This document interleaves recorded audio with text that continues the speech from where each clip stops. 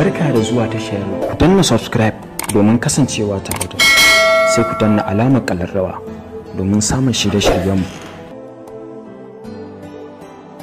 a koda. Ina amarya ga akwanta.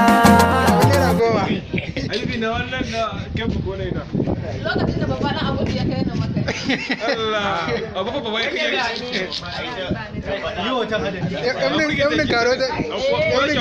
Yaunin karota? To shi ke nan.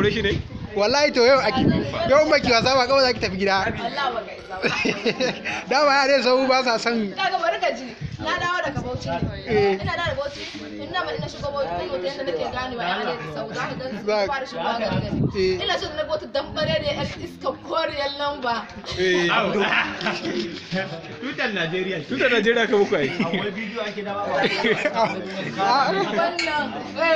Ga shi dai yanzu karfe 5 a wajen ɗaukar sabon aiki wanda wa gani postin daga makarantarmu. Ga ɗaliban makarantarmu ga suna. gaske ake yi. Ga producer. Ne ɗaliban makarantar.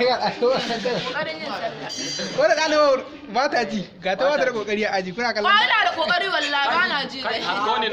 Ga sound ɗinmu. Kai ban ganni ba. Ga bass. Ban ganni ba don Allah ta yoni na. Dan fula da wanda kawai ya zo. Ya sai da hannun shi. Ga producer na. Ga babban producer ɗin kuna kallon. Ga Shammal. Ba ni kwalba ta. Kwalba mai zama ka.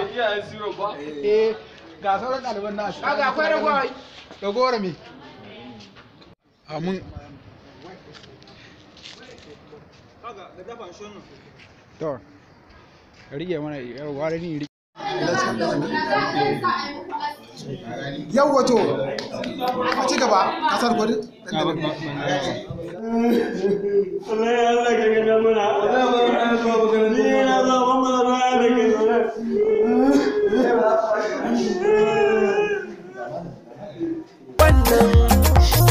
Yaro gurin a wasu ango ne, kukur fito mi yau tattaki, za mu kai amarya har ɗakinta.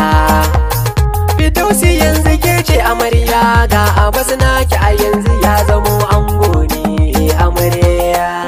Barka da zuwa tashar ku danna subscribe domin kasancewa tare da sai ku danna alamar ƙararrawa domin samun shirye-shiryenmu